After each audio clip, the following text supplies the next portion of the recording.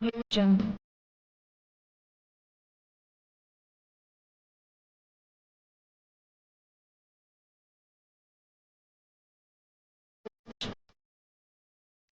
நண்பர்களே, இன்னைக்கு நம்ம சேனல்ல என்ன ரெசிபி செய்து பார்க்க போறோம்னா இளநீ வச்சு ஒரு பாயசம் தான் செய்து காமிக்க போறேன். அதுக்கு முன்னாடி நம்ம சேனலை முதல்ல பாக்குறவங்க சப்ஸ்கிரைப் பண்ணுங்க, கூடவே இருக்கிற பெல் ஐகானையும் கிளிக் பண்ணிக்கோங்க. கடைசி வரைக்கும் நம்ம வீடியோவை நீங்க ஸ்கிப் பண்ணாம பாருங்க. வாங்க இளநீ பாயசம் எப்படி செய்யலாங்கிறத பார்க்கலாம்.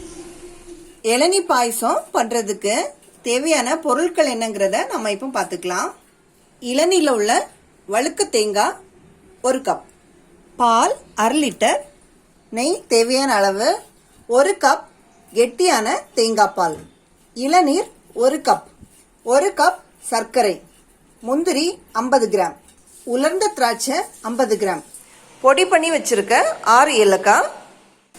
இப்போ இந்த இளநீ பாயசம் பண்றதுக்கு இந்த வழுக்க தேங்காவை கொரகொரப்பா அரைச்சி எடுத்துக்கலாம். இந்த மாதிரி இந்த வழுக்க தேங்காவை மிக்சியில கொரகொரப்பா அரைச்சி எடுத்துக்கலாம். அடுத்ததா ஸ்டவ்வை பற்ற வச்சு கடாயை அடுப்பில் வச்சுக்கலாம். அடுத்ததா நம்ம எடுத்து வச்சிருக்க 1/2 லிட்டர் பாலை நம்ம ஆட் பண்ணிக்கலாம்.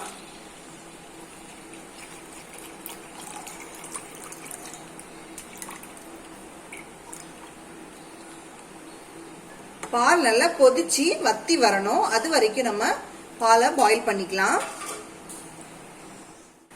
அடுத்ததா ஒரு கடாயில கீ சேர்த்து முந்திரியும் உலர்ந்த திராட்சையும் ஃப்ரை பண்ணி எடுத்துக்கலாம்.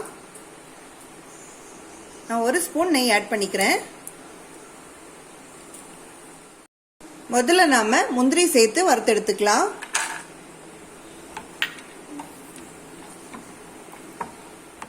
இப்ப நம்ம முந்திரியை வறுத்து எடுத்துட்டோம்.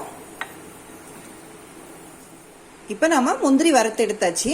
அடுத்ததா உலர்ந்த திராட்சையை நம்ம வறுத்து எடுத்துக்கலாம்.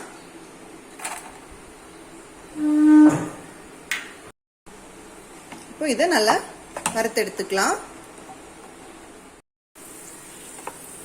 இப்போ நம்ம உலர்ந்த திராட்சையும் ரெடி பண்ணி எடுத்துக்கிட்டோம்.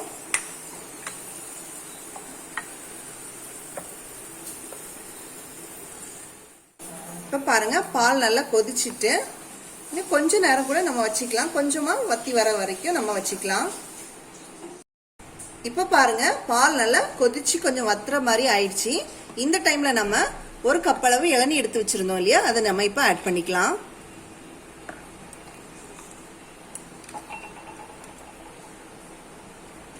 அடுத்து 1 கப் அளவு சர்க்கரை எடுத்து வச்சிருக்கோம் இல்லையா, அதையும் சேர்த்துக்கலாம். மறுபடியும் இது ரொம்ப வத்தி வரது மாதிரி நம்ம இதை பாயில் பண்ணி எடுத்துக்கலாம். பாருங்க, நல்லா கொதிச்சு வந்திருக்கு. இந்த டைம்ல நம்ம முந்திரியும் உலர்ந்த திராட்சையும் வறுத்து எடுத்தோம் இல்லையா, அதுல வந்து மீதி இருக்க இந்த கீயை சேர்த்துக்கலாம். இதுல நல்லா கலந்து விட்டுக்கலாம். அடுத்ததா நம்ம பொடி பண்ணி வச்சிருக்க ஏலக்காவையும் இதுல சேர்த்துக்கலாம். நான் 4 ஏலக்காய் இதில் எடுத்து பொடி பண்ணி வச்சிருக்கேன். இதை நம்ம இப்ப ஆட் பண்ணிக்கலாம்.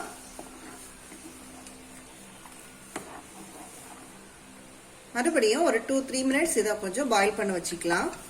ஒரு திக்னஸ் கிடைக்கிறதுக்கு வேண்டிதான் நம்ம இப்படி பண்றோம். இப்போ பாருங்க, பால் நல்லா பாயில் ஆகி வந்திருக்கு. இந்த டைம்ல நம்ம கொரகொரப்பா அரைச்சி வச்சிருக்கோம் இல்லையா, அந்த வழுக்க தேங்காவை ஆட் பண்ணிக்கலாம்.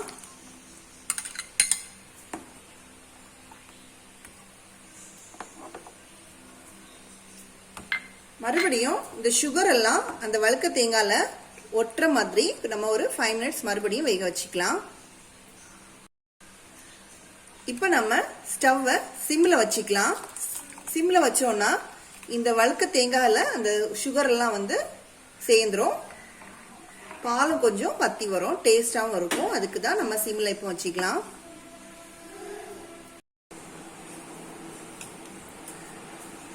இப்ப பாருங்க, இந்த பதத்துல வந்திருக்கு. இது இன்னும் கொஞ்சம் கூட வத்தி வரணும், அது வரைக்கும் நம்ம வெயிட் பண்ணலாம். இப்ப இப்போ பாருங்க சிம்லேயே இந்த அளவுக்கு நல்லா கொதிச்சு வந்திருக்கு. இந்த டைம்ல நாம ஃப்ரை பண்ணி வச்சிருக்க முந்திரியும் உலர்ந்த திராட்சையும் ஆட் பண்ணிக்கலாம்.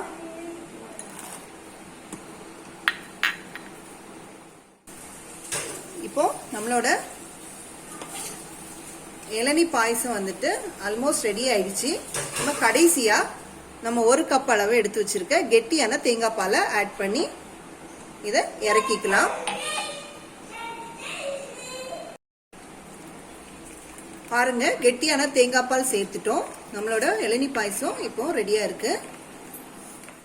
இப்போ ரொம்பவே சூப்பரான இளநீர் பாயசம் சாப்பிட்றதுக்கு ரெடியா இருக்கு. இந்த மாதிரி சமைக்கிறது உங்களுக்கு பிடிச்சிருந்துச்சுன்னா உங்க வீட்லயே ஒரு வாட்டி நீங்க ட்ரை பண்ணி பாருங்க.